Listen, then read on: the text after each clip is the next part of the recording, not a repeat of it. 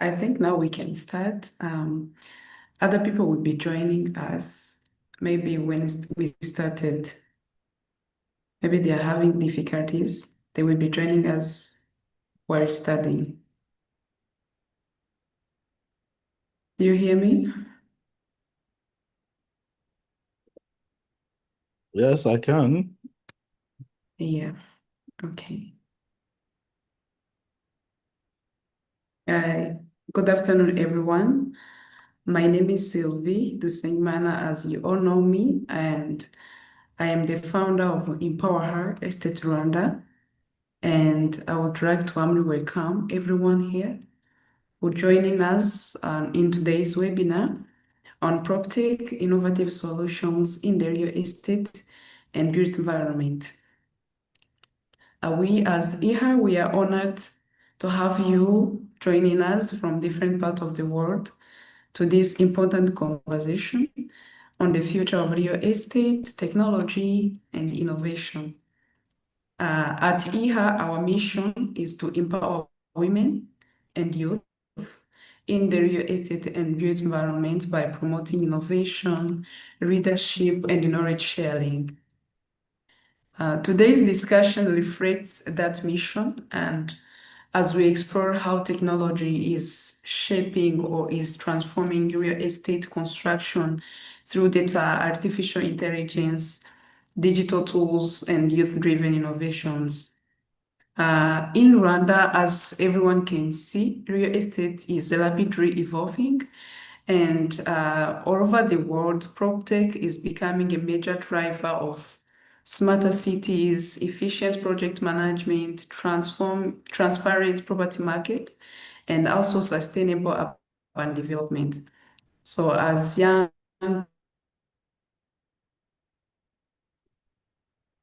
researchers, students, it is really important for us to understand these changes that is happening and to actively participate in shaping the future. We are especially excited because today's session or today's discussion give us opportunity to learn from distinguished academic and industry expert with an extensive experience in construction, management, project management, and innovation in built environment. So before I proceed or without taking too much time, I would like to thank everyone who took time to join us today. And also I encourage every participant to actively participate in this discussion. We will give you session for questions and answer. And it's now a great honor. I would like to introduce our keynote speaker for today, Professor Morgan Tuuli. He is a professor of operations, as you can see on the screen. He is a professor of operations and project management at Loughborough Business School in the UK, United Kingdom, where he also serves as director of academic staffing. He is internationally recognized scholar and the expert in project management, construction management, infrastructure development, procurement, and innovation in built environment. His research and professional work focuses on areas such as building information management, modeling, BIM, data analytics in projects, project performance, leadership, and sustainable infrastructure development. Professor brings over 20 years of professional consultants and academic experience across Africa, Europe, and Asia. Prior to academia, he worked in the industry as quantity surveyor and project management, and he also contributed to the major development projects and infrastructure projects, mainly funded by some international organizations like World Bank, African Union, and European Union. So in addition to his academic achievement, he previously served as Dean of Business School and Deputy Rector at Ghana Management and Public Administration.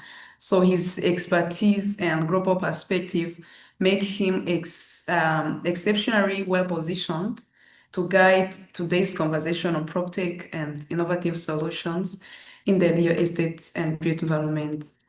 Dear members, dear participants, please join me in warmly welcoming our professor. We're going to give him time to share his lecture and his speech. Dear Professor, dear Sir, the space is yours, the floor is yours. Thank you. All right. Thank you very much, Sylvie. And welcome to everyone who has joined us today. So I've been asked to speak today on the topic, as Sylvie already announced, PropTech, and looking at some of the innovative solutions in real estate and the built environment. So we are going to try and cover these areas.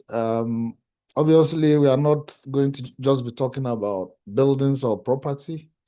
I think we are going to be talking about the digital skeleton of our cities across Africa, and the fact that we might be able to leverage data to fix some of our trust issues or trust gap.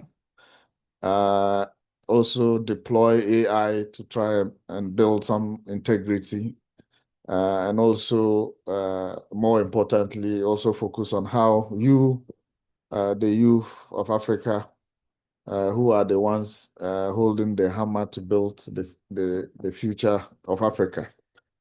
So I'll try and do that by addressing a number of areas. Obviously, starting by looking briefly at the PropTech landscape. And then we will move on to look at we'll move on to look briefly at the data and sort of market information. We'll look at AI and project management, and then we'll also look at the youth-driven innovation in this space. And we'll conclude with some reflection on what the future of the PropTech will look like in Africa and so on. Of course, the starting point of all these discussions is always digital innovation or digital transformation. And of course, we've seen digital transformation disrupt a number of industries and sectors across the world. And at no time was this disruption felt more than, as many of you can recall, when COVID-19 hit and so on. And you can imagine prior to that, there were still many who, as this picture depicts, many managers, many industry leaders who were probably of the view that digital transformation is years away, and they didn't see it coming at any point anytime soon until COVID hit, and then they realized they were probably mistaken. So just to highlight that it is not just the real estate and construction sector that is seeing digital transformation. Digital transformation has disrupted many sectors, and I'll just highlight a few. For example, the taxi and transport side of things, we all know that services like Uber, are disrupting transportation in our local or different countries. In Africa, we have our own local equivalents of Uber and many other examples. And these are, very large, essentially taxi companies, and none of them essentially owns a taxi. And that is the innovative model of that they are using a platform that allowed them to do this. We know of the disruption that Airbnb itself has caused in the real estate market, and similar examples of that, some of these are large accommodation providers, but they don't actually own any real estate. In the financial sector, there's an example of a bank called Society One in Australia, for example, that is disrupting the banking sector because it allows for peer-to-peer lending. So it is one of the largest banks, but they themselves do not own any money because they only bring people together. Of course, we know Facebook and Meta and all they do, who, most popular media owner, but they do not create any content themselves. They rely on people like us, people like you, to create the content that they profit from. We know about telephone companies, the Skype, the WhatsApp, the WeChat, and those kind of things, heavy telecommunication companies, and they do not own any infrastructure. And of course, we know Amazon and Alibaba and many other platforms like that. They are heavy retailers, but they do not by themselves have any inventory themselves. We've seen the likes of Apple and Google and, Android, all software vendors, but they do not write any apps themselves. And of course, we know the movie industry has been disrupted by a lot of these platforms that allow streaming of movies and other things. Most of them do not own any cinemas or studios, but they provide these services. So these disruptions are happening across many industries, and the construction and real estate is obviously not left out. I always find this picture very interesting. I don't know if you can see it clearly, but it depicts digital sort of transformation in different sectors, covering things around assets, its usage, labor, and so on. It's actually a couple of years old, maybe about a decade old. But anytime I saw it, it always hit me. And you can see that the way the industries are placed in this picture is almost a ranking of the most digitally transformed sectors all the way to the least digitally transformed sectors. And if you look somewhere in the middle, you will see real estate, which means that they are probably somewhere in the middle there, not too way up, not too way down. But the one that hits me the most, if you look a bit down, is construction. And this assessment or this picture depicted the construction industry as one of the least digitally transformed industries. I don't know if you agree with that. But the part that hits me is that they put construction only better than agriculture and hunting.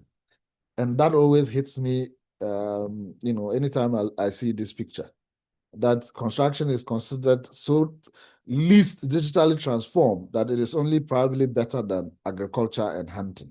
And if that's where we still are, well, there is a lot that we can do to transform the construction and real estate sectors through digital technologies and so on. Now, if we come home to Africa, there are a number of realities that are converging and essentially making the reality of digital transformation of our industry, timely. Of course, we all know about rapid urbanization and the fact that, Africa is going to be Africa is one of the fastest continents when it comes to urbanization. A lot of people moving to cities and so on, and then our cities are getting choked and so on. So there is a lot of rapid urbanization happening in Africa. We also know that there's a lot of digital transformation happening in many countries in various sectors. And we also have a lot of youth who are very, entrepreneurial and therefore, want to own businesses, run their own businesses rather than work for somebody else. So the convergence of these three realities, and there are many others, essentially means that we need to look at things differently and do things differently. So the broader question I hope we address throughout our session today is how can technology help Africa build cities, their housing markets, and the infrastructure systems that are more transparent, efficient, inclusive, and sustainable, because we need to achieve all these metrics at the same time. And this obviously brings us to the idea of PropTech. So what do we mean by PropTech? Obviously, when we talk about PropTech, we are talking about the combination of property and technology, and how that then helps us, to digitally transform our sector, whether it is just real estate, construction, urban development, infrastructure, facilities management, land administration, housing finance, and many other aspects of the built environment. So when we bring property and we bring technology together, it allows us to do a lot of things across the construction and real estate value chain, right from acquisition of land all the way to selling and disposal of buildings and so on. And when we bring technology into that, the promise is quite huge in terms of what it can allow us to do at different times in the life cycle, in the real estate life cycle. Of course, as we know, PropTech is an emerging sector, and there are many countries across the world where PropTech companies are growing and so on. And if you look at this map, that appears to depict where the concentration of PropTech companies are. You can see, a lot of white in our African continent, which will suggest that there are still many parts of Africa where, they don't even have a single PropTech company or any organization in that space. While this might look like a bleak picture, I think what it's actually telling us is that there's probably a lot of opportunities for us youth to invest in these in PropTech sector across Africa and across many countries who are yet to at least benefit from this. So what does PropTech allow us to do? It allows us to be able to deploy technology in the real estate and build environment to do a number of things, whether it is digital property, creating digital property markets or marketplaces where we can bring stakeholders together, deploying GIS and other spatial data to allow us to better plan our cities, or using AI analytics to allow us to get insights that we might not otherwise be privy to. It allows us to construct smart buildings that we can control using devices and so on, remote devices. It allows us to use blockchain for land registries that could help us solve some of our fraud and multiple sales and ownership issues. Or use digital twins in our property management and maintenance and so on. I could also employ Internet of Things sensors to allow us to sort of leverage a lot of different aspects of our built environment, using drones to help in inspections, in surveys, and so on, employing building information modeling and things like that.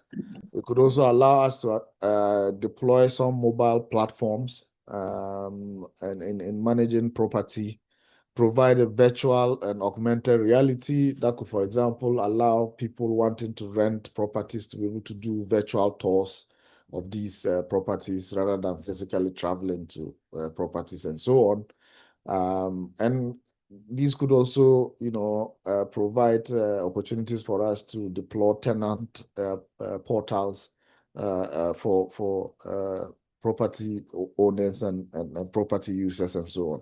So this is what PropTech promises. And you can see that it is wide-ranging in terms of what we can actually do in this space. Now, why does PropTech actually matter in the African context? We know some of the data and statistics tell us that by 2050, Africa's urban population will exceed 1.4 billion. We know already, even without hitting that population, there's a lot of housing deficits across Africa, and this continues to grow. There is still a lot of informality and so on, and that creates its own problems.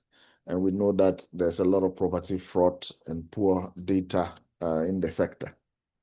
So this is the reality, even being predicted by 2050, and we will still be dealing with these issues.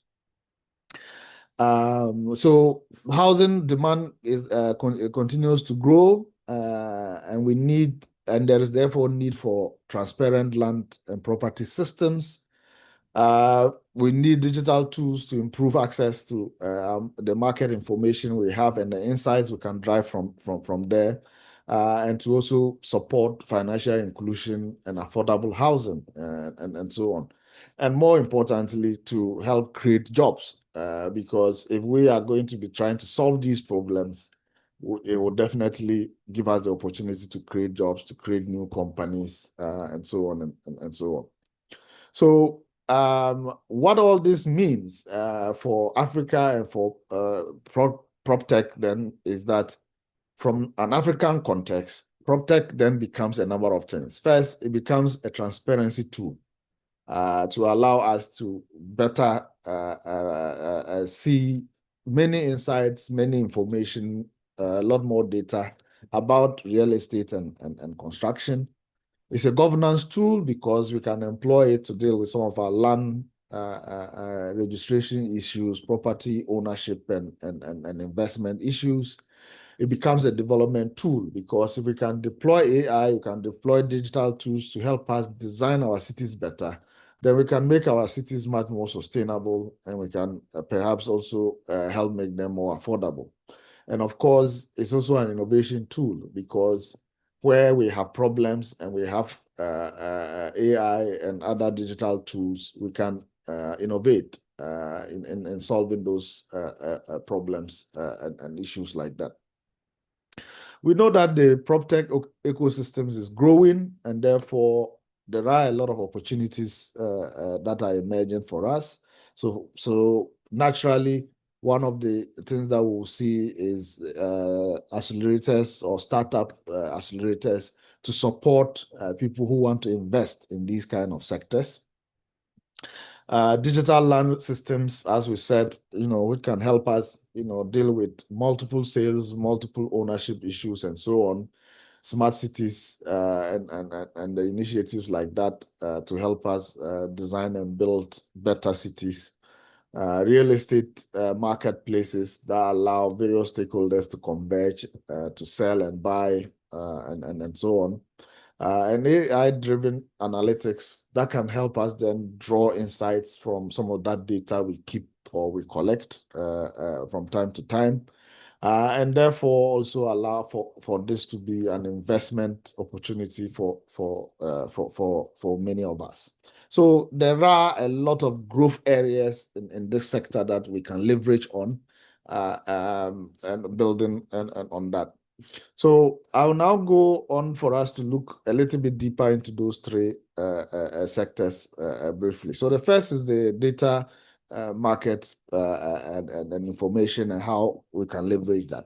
Now, of course, we always say that data is the new oil, but like oil, if it's extracted on its own, it might not mean much or might not be valued much. You need to refine it in a way into various products, and then it becomes more valuable. And that is the same for data, that probably the value is in the analysis that we can actually do to give us those insights and so on. And getting value from data analysis is not a new term. I don't know if any of you are familiar with this old idea called the survival bias or survivorship, which was something that happened during the Second World War. And during the Second World War, there was this American called Abraham Wald, who was brought in to help them solve this problem about the fact that, a lot of their planes were getting shot down by the Germans and so on. And the red dots that you can see in that aeroplane shows the areas where the planes that were being shot down, those were the parts of the plane that the missiles and bullets were hitting those planes, and they were getting the planes were falling from the skies. Now,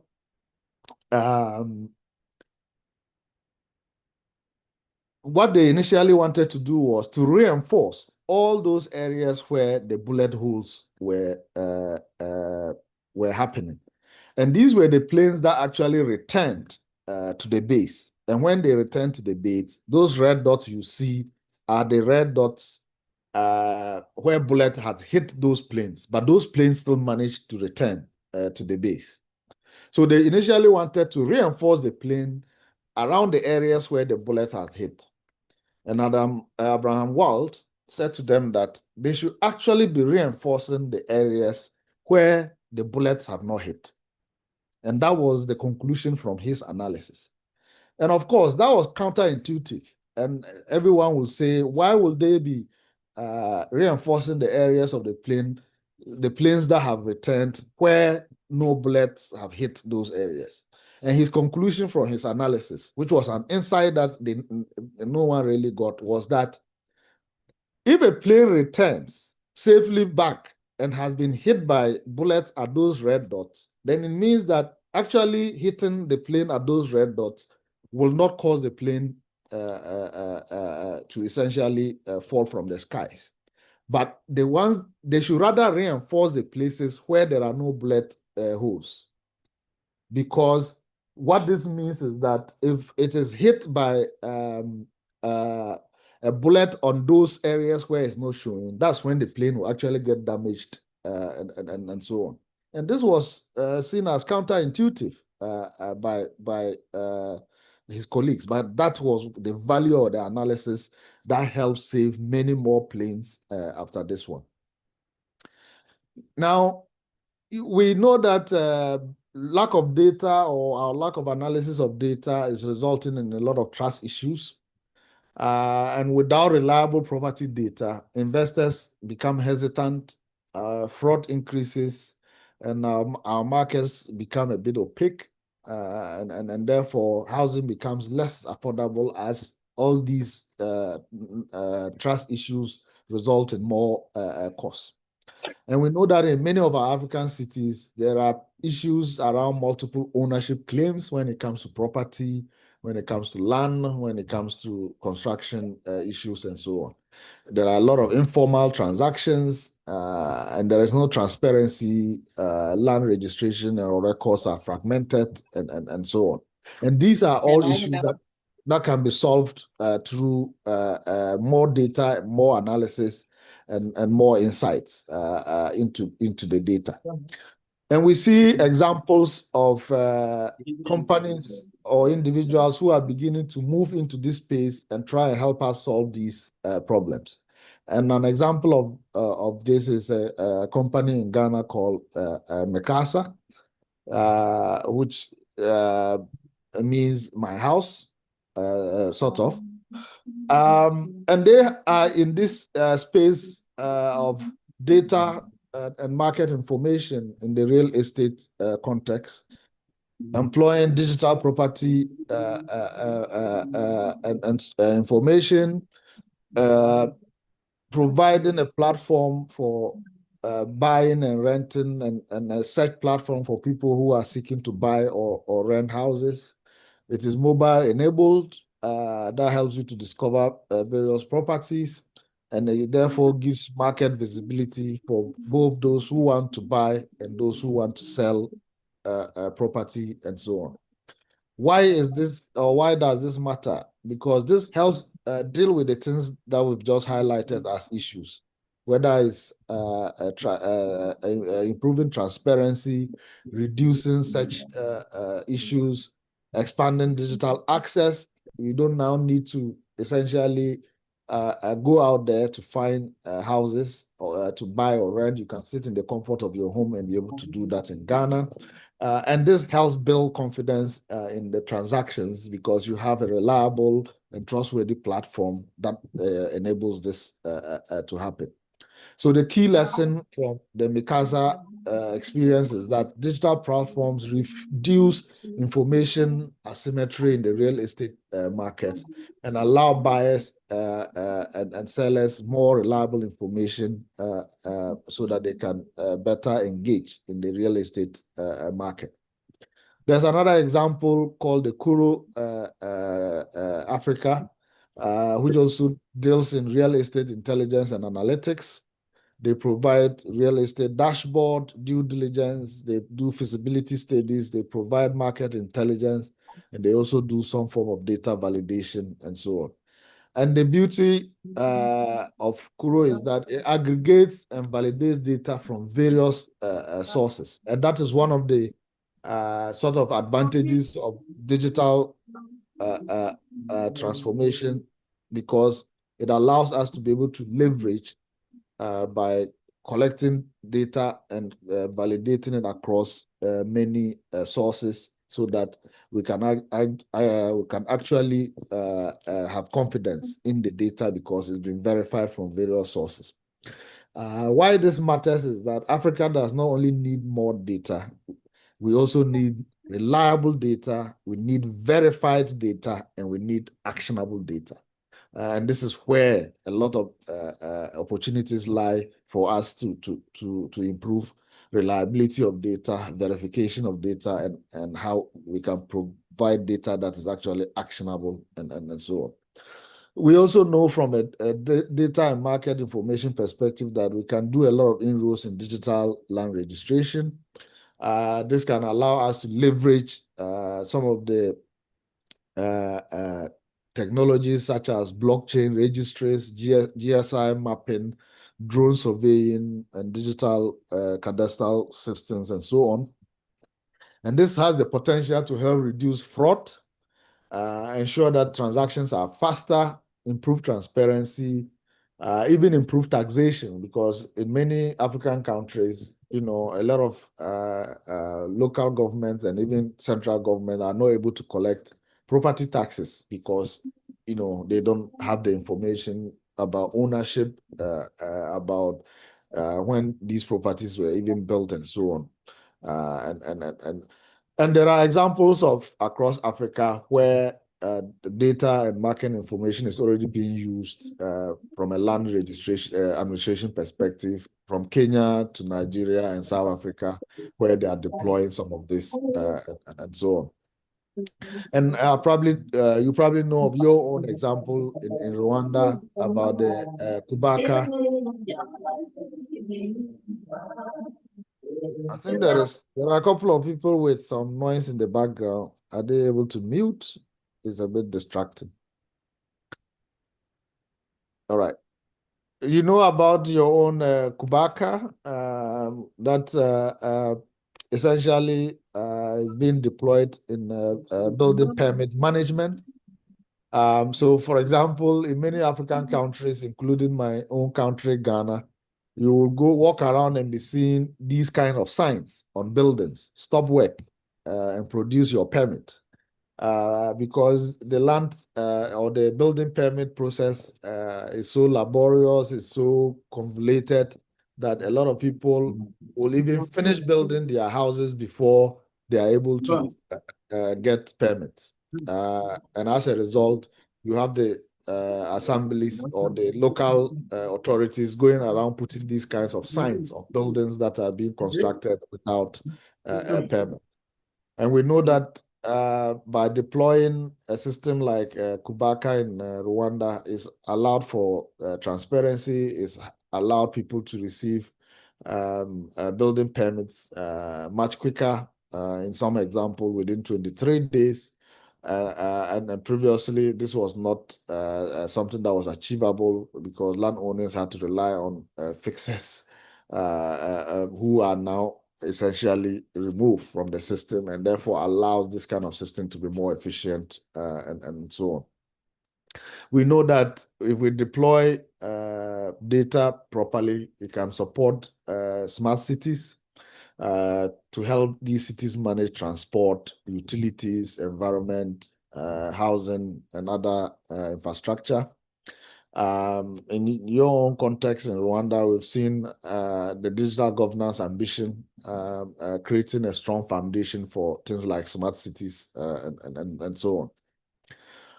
If we touch briefly on AI and project management, we know that, by deploying AI, it can help us in some of the decision making around projects, whether it is risks, cost schedules, fraud, asset management, quality issues, and even predicting when certain maintenance should be done in the buildings and so on. AI in project management in the built environment also helps us deal with some of the major integrity challenges from procurement fraud to cost corruption and ghost projects that don't exist or only exist on paper and have been completed and so on and things like that. It can help from an integrity perspective by helping us, detect patterns and any abnormalities and allow real-time monitoring of our projects and so on. And I wanted to now, if you combine AI with data, it even helps us do a lot more of the things we are talking about, whether it's predicting whether your project is going to delay, whether it's going to its budget is going to overrun, monitor to ensure that our sites are safe, and other performance aspects of our project.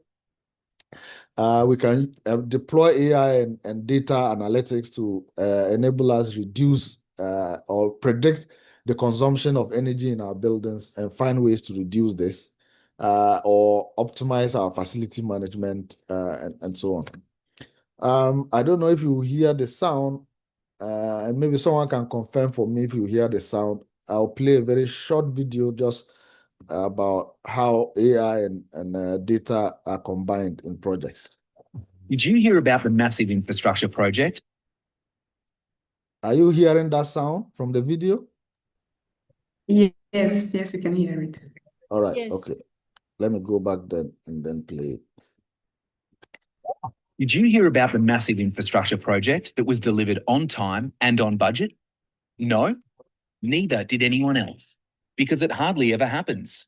We hear about the $98 million IT system that blows out to $1.2 billion and still doesn't work, the tunnel project that finished 6 years late, the resources project costed at $37 billion and ending up at $54 billion. The list goes on and on. We've come to expect projects to blow their budgets and deadlines, no matter the industry, no matter the country, but we shouldn't accept it. We should do something different. So we have. With Octant AI, we bring world-leading artificial intelligence to major projects. The experience of past projects, combined with new technologies, helps us break the cycle of project failure in a way not even imaginable a few years ago.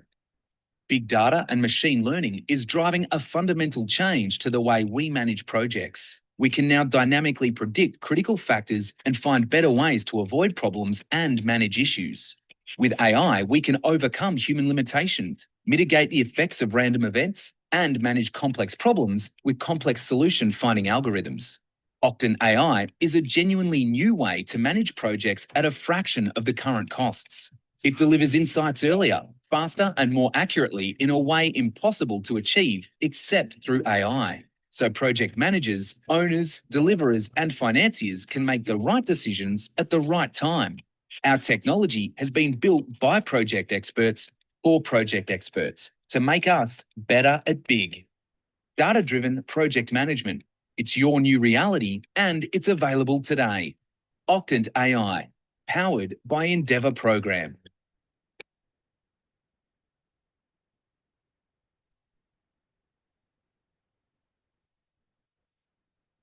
Yeah, so that's how some of these technologies are being used to from a project management perspective.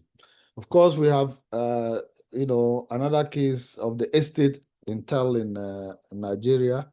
that allows them to do construction intelligence, property analytics, market reports, and investment insights, and also do some project tracking databases and so on. And the value is that it provides, support for various stakeholders, whether it's investors, developers, and so on. And estate intel's reports have revealed a growing, or shows that there's a lot of growth in the African PropTech ecosystem. I mean, we know that these AI and project management combination is creating a lot of opportunities, as we can see in the estate intel in Nigeria example.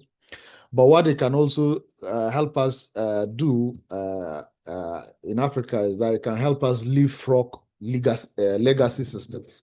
So unlike many other matured markets where they are already, their challenge is not to build new buildings or new cities where they can deploy technology and digital transformation. They are trying to retrofit very old buildings and cities. And as you can imagine, that is a much more difficult task. In our African context, where we are building new cities and expanding our urban areas, it gives us an opportunity to deploy AI and digital technology where we can then build digital first systems. So we are building these new cities to be digital right from the beginning. We can use mobile first platforms. We can deploy cloud native tools, and we can scale AI faster because we are not being bogged down by legacy systems that need updating. And the emerging areas where we can do this are everything from AI-informed valuation, AI-enabled tenant screening, drone-based inspections, and many other applications. But of course, we need to know that deploying AI and all these digital technologies is not without its risks and not without its ethical issues.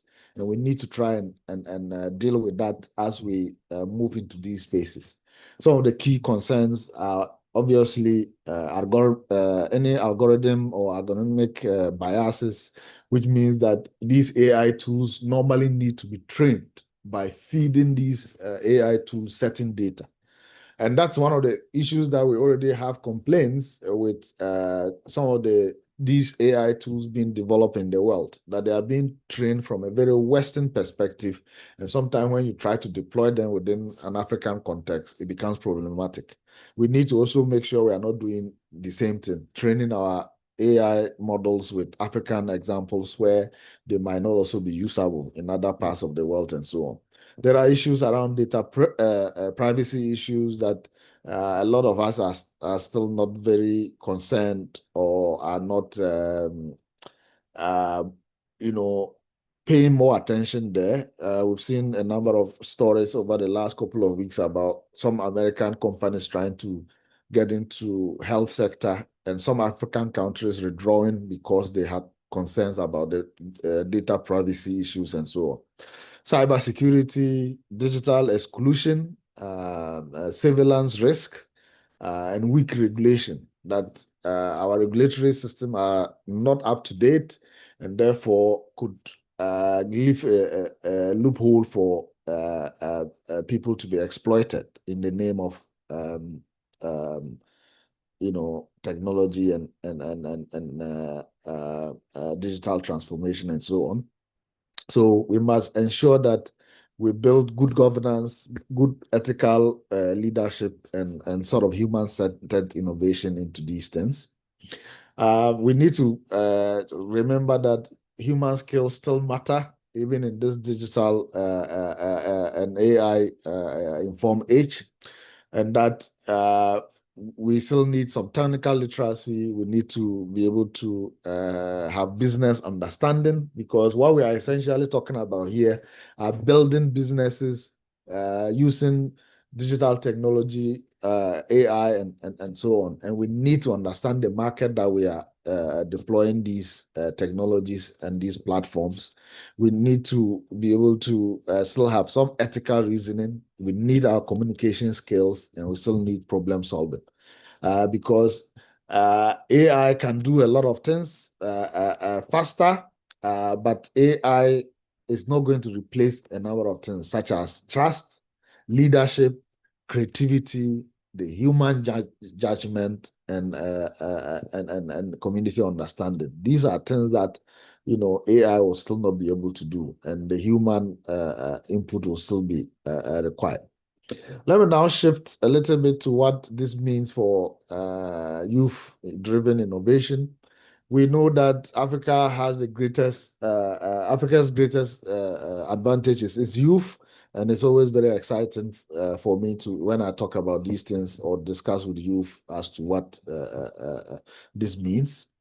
We know that Africa has the youngest population in the world, and this is not only a demographic issue, it is an innovation advantage that we need to take advantage of. And how best to do this than to deploy some of this innovation in our real estate and construction sector.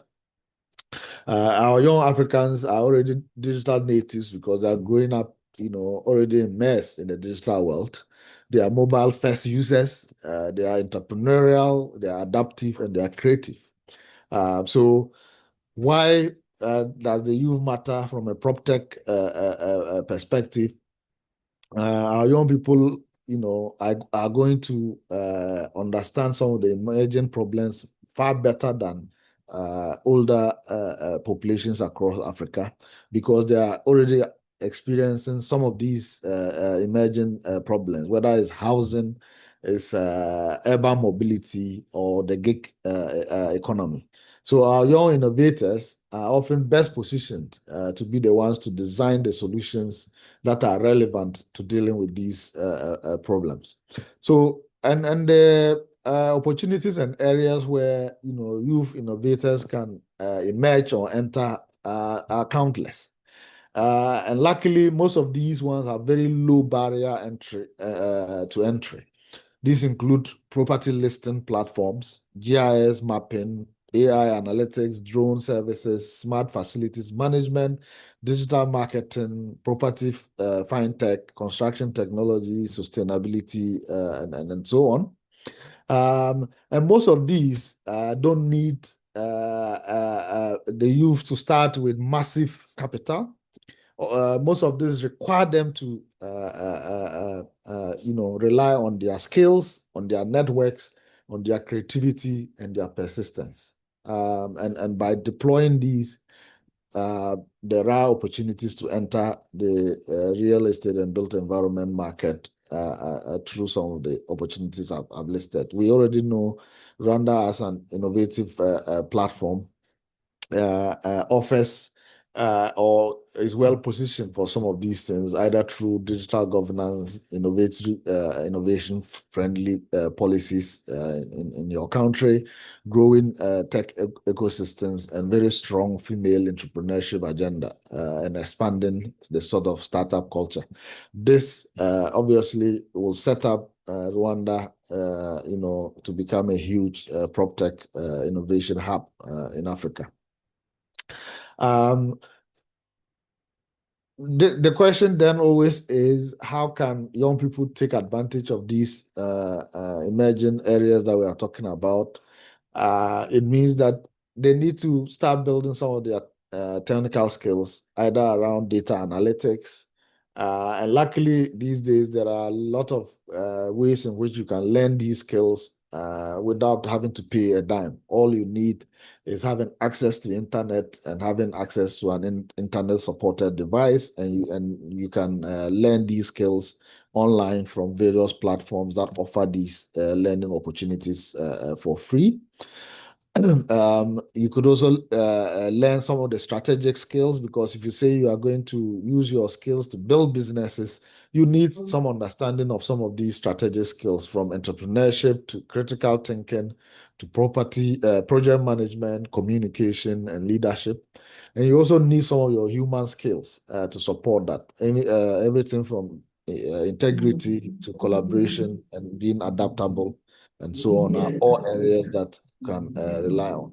So what does the future of PropTech in Africa look like? First, we need to acknowledge that the PropTech sector is not without challenges, and we need to bear these challenges in mind as we explore this sector. First, we know that there's limited digital infrastructure in some regions across Africa, and this could actually reflect on some of that picture I showed earlier. That still showed a lot of white spaces in the African continent when it comes to PropTech companies. Regulatory and policy barriers still exist, which do not encourage the growth of PropTech in many African countries. Cybersecurity and data privacy concerns might prevent institutions and individuals from sharing some of the data that this growth will rely on. Resistance to change within traditional industries. And you saw that picture I also showed earlier, which appeared to still show there's a lot of resistance to move into this digital transformation in some sectors, and the real estate and construction sectors might not be an exception, because some countries or some regions also view construction and real estate as a means of job creation, which means that deploying digital technologies that could take away certain jobs or aspects of certain jobs could be problematic. Need for investment and digital skills training. Again, our African countries need to invest in this to train the youth, and individuals and organizations also need to do the same, and so on. But we know that there is a lot of promise, particularly in the next decade, in terms of PropTech in Africa, that the growth and increasing power of generative AI could help us deploy this in the design and planning of property. AI-driven property ecosystems will emerge, digital mortgage systems that could then allow us to really play in this real estate and build environment market more across Africa than even within our individual African countries. Smart, affordable housing, blockchain, land systems that will deal with some of our land property issues, integrated urban platforms, and even climate smart buildings. But the success in this area, as I highlighted in terms of the challenges, will still depend on people, on the institutions, the governance systems that we put in place to deal with this, and trust. Because if there is no trust, no one is going to give consent for their data to be used or collected. And without the data, some of these things we are talking about cannot happen. So the Africa must, this is an opportunity for us to ensure that Africa doesn't become a consumer of technology in the PropTech sector, but that it will actually be a sector where Africa, creates the technologies that this sector needs. So that the future of PropTech in Africa will therefore be one that is African-led. It will be one that will be inclusive, it will be ethical, it will be sustainable, and above all, be youth-driven.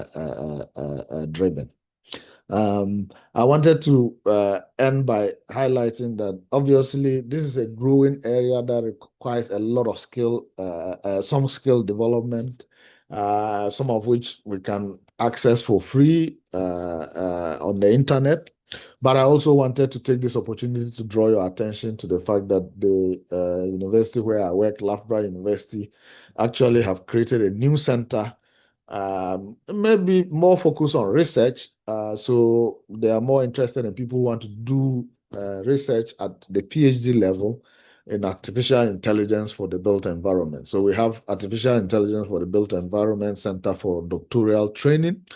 and they are currently, receiving applications for people who are interested in this sector. And as you can see, the various areas of research, AI informed issues in the built environment, that is the focus of this, and it will build capacity in most of the things that I've talked about today.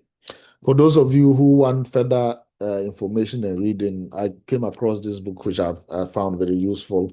And some of the information I've discussed today has also come from this book as well, which is PropTech and Real Estate Innovations, essentially covering the kinds of things we've talked about today. So if you want more information about what we've discussed today, try and get a copy of this book, and it will give you, much detailed information than this short discussion I've been able to do. I think this is all I wanted to share with you. So thank you very much.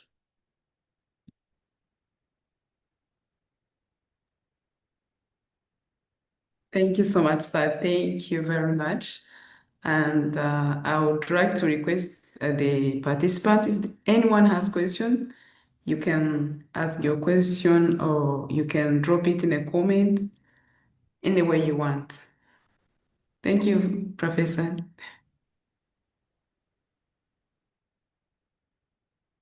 Thank you.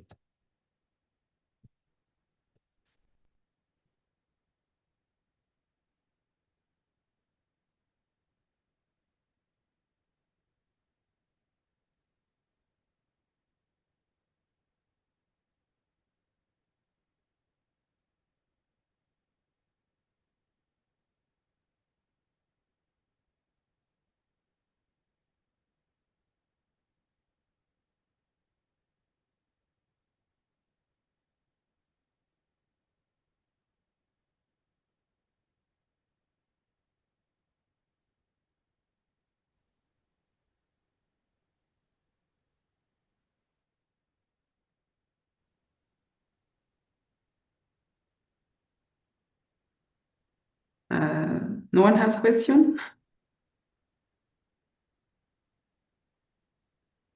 Okay, for me, I have questions, sir.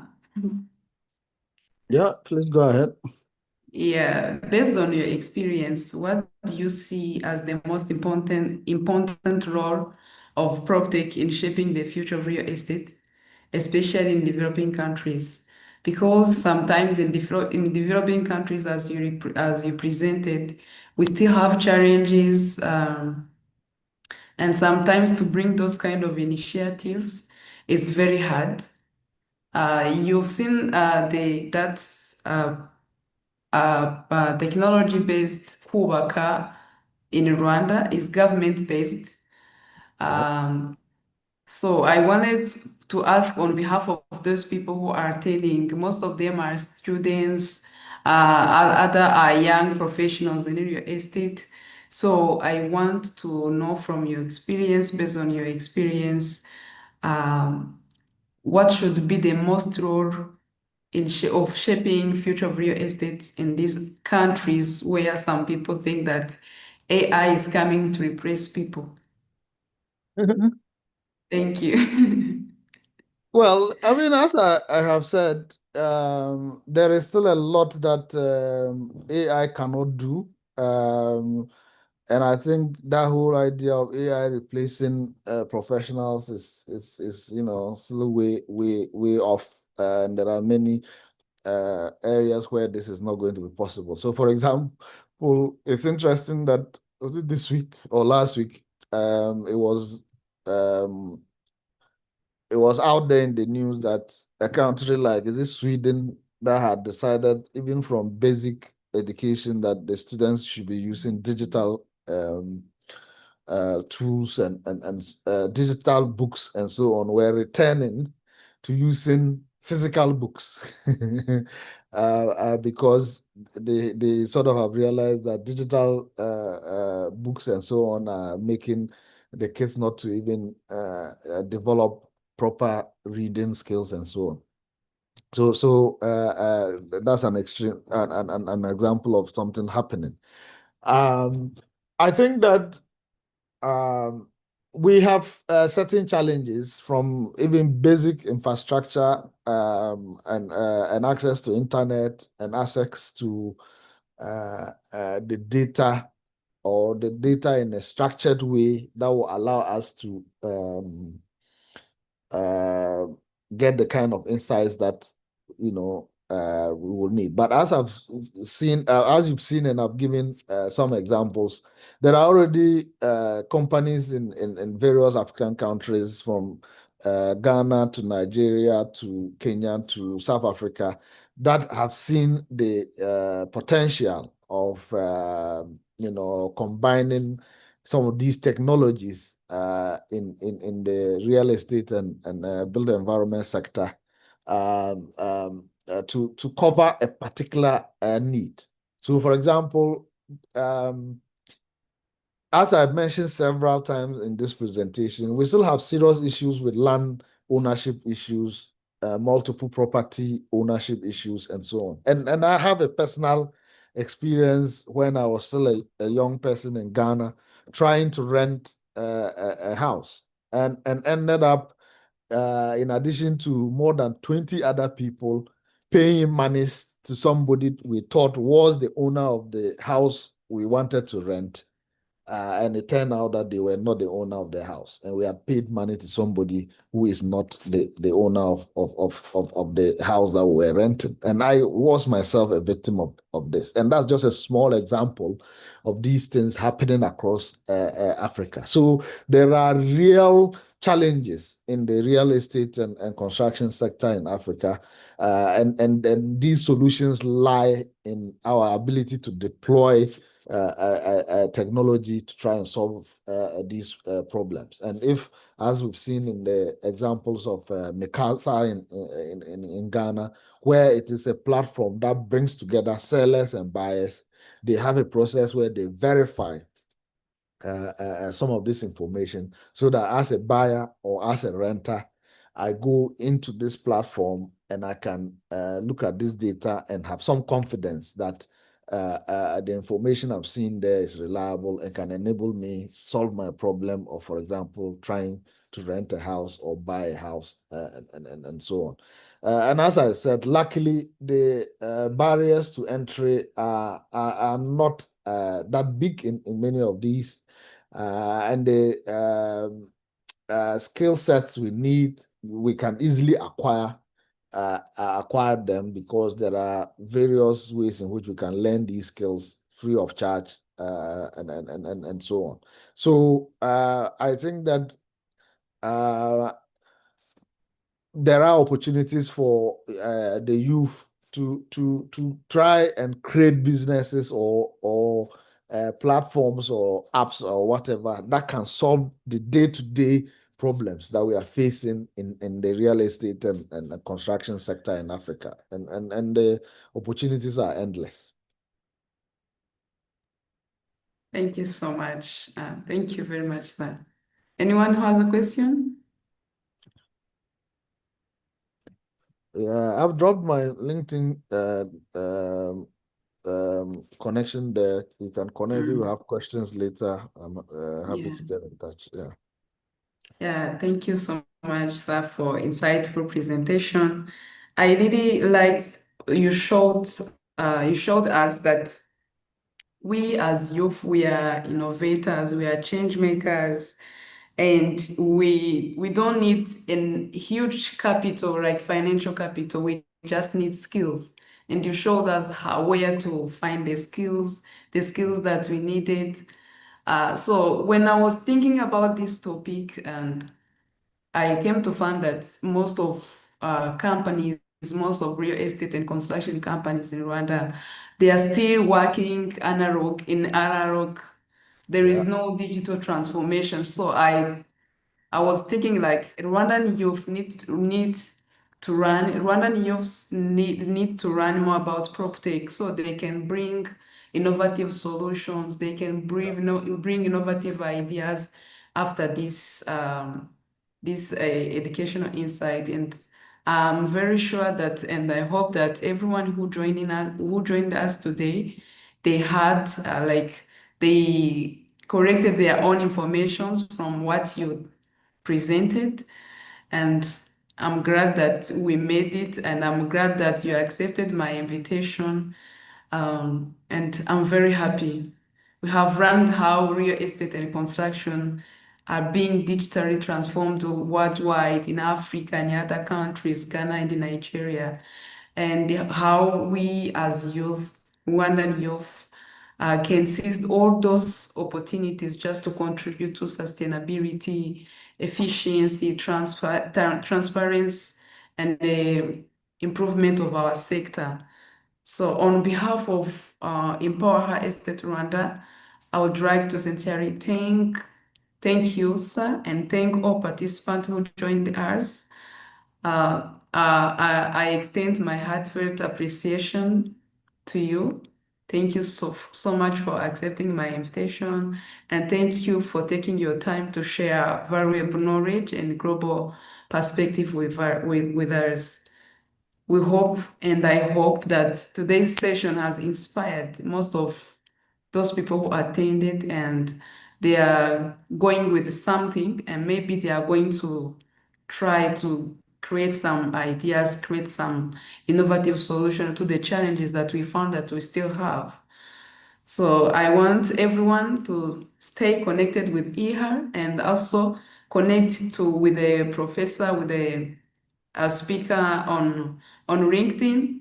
I connected him on LinkedIn, and now he's here to teach us. So connect and use these professional networks so to grow your network. Thank you once again, and we wish you all a wonderful evening. Thank Yeah. you. Thank you very much. I was actually in Rwanda, in Kigali last year. So hopefully one of these days when I'm in Kigali, I will say hi to might get to meet some of you. So all the best. Yeah.